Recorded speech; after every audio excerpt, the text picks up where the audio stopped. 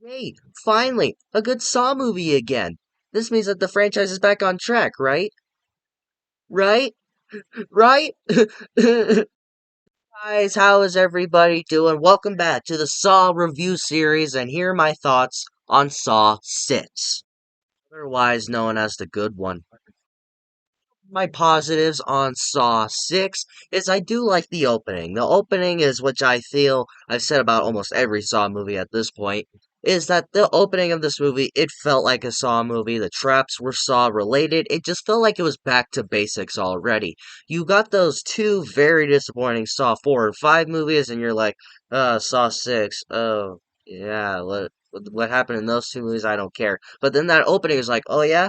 Well, shut the fuck up. Here you go. It's a good Saw movie again. It's like, oh, looks like we're back on track where this one girl has to cut off her arm and this guy's cut open his stomach. Well, not open his stomach, but he's like cutting off some fat off of his stomach to see who will give more like of their body weight, I guess, to survive. It's a pretty cool opening and it felt like a Saw movie again for now. But the traps in this movie were pretty good, where this movie kind of tackles an insurance craze, and it's kind of like a social commentary on it, which I'll get to very soon, is where each trap had to do something with, like, the subject. Like, the first trap that we get was, like, the janitor, he was a big smoker, he had trouble breathing, kind of like lung cancer in a way. They don't say that, but he says that he has some kind of disease or sickness that he had and they have to hold their breath for a long period of time to survive. But the janitor was a heavy smoker, and he loses because he's a heavy smoker. And then there's like one trap where he has to hold like two bars and or something like that, and he has to choose which life does he choose wants to live. Like insurance, like he chooses this guy to live because he has the right stuff, and so he's choosing him to live, or will he let this guy die? Where it's like actually insurance, like he chooses which people basically die and which people live. Like he'll accept some people's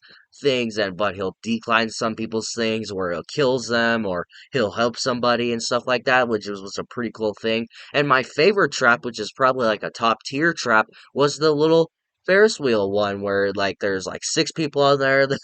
They're just going round and round, and then there's a shotgun, and he has to like put his hands through like this one thing and push down, and it'll save only two people out of six, which sounds kind of rigged if you think about it, because because you're basically saying, oh, four people will die, but only two will live. Fuck you.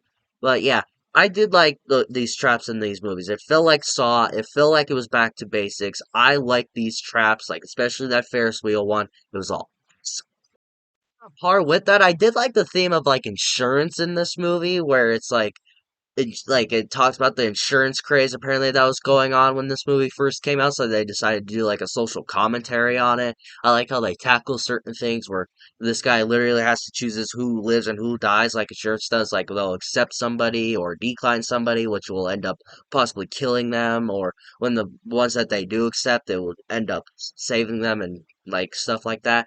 I did like that. It was a bit of a social commentary on insurance, and like I said, with all the traps and how it had to do with that. I really enjoyed that. I don't know if many people really caught on to it, but I did.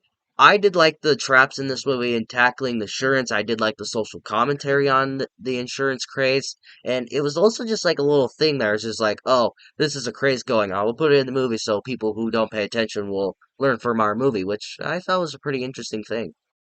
For my final positive, and this is something that I've always kind of been mixed on, but on this eponymous rewatch and binge watching the entire franchise, I went, you know what? That isn't bad.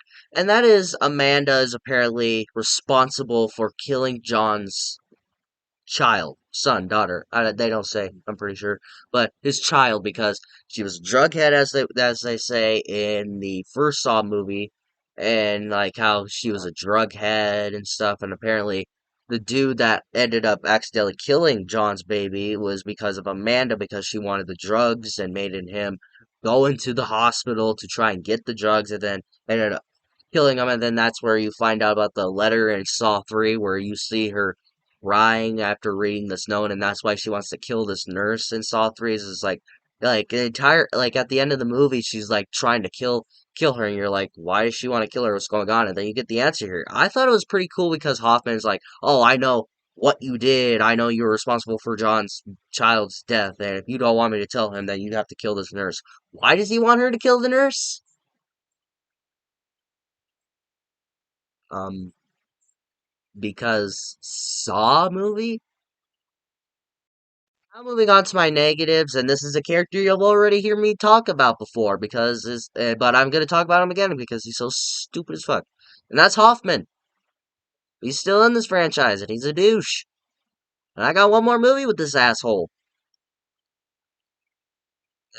I've talked about him before, and he's just not any better here. The only scene that I thought was enjoyable with this guy was when he just kills everybody in this room when they find out that he's the Jigsaw apprentice, and he basically says, fuck it, and just kills everybody. That to me was the only memorable scene with his character, and the only scene with Hoffman, I'm like, you know what? That wasn't bad. I thought the twist in this movie was not memorable at all, and it's probably the weakest twist out of the entire franchise. That's saying a lot because the twist in this movie is like, that doesn't make any sense. Why is that part of the movie? Oh, it's a Saw movie. You have to have a twist. And the twist in this movie is that this guy that we've been following around is not actually his game, and this weird family that we don't even know trap because this guy was responsible for killing their father and husband, and it's actually their game, and they get to choose what happens to this guy. So you've been telling me the entire time I've been watching this motherfucker, I should have been rooting for these guys? That what? I thought the Jill stuff going on in this movie wasn't very interesting, and I just did not care for it. Because the entire movie is like she's giving out envelopes, she's figuring out more about John. We find out it's actually in this box that she got, and that she also actually puts Hoffman into a trap, which was the only memorable thing about her in this movie. It's like, I don't care. Like, it's not interesting, and I don't care. Can we get rid of her character? Oh, I have to wait another movie? Well, shit. Well, guys, I like Saw 6. It's a great return to the franchise. It's back to basics. It felt like a Saw movie again. I would recommend Saw 6. So if you were very disappointed by Saw 4 and Saw 5, then this movie will get you back your excitement. It's a the back to basics with Saw. It feels like a Saw movie, and for all Saw fans, I would recommend that you go out and buy it. Guys think of Saw 6? Let me know in the comments below if you have seen it, what you thought about it. If you liked this video, like it. If you loved it, subscribe, hit the bell notification so you will get notified for my latest videos. But of course, until my next video, I'll see you next time.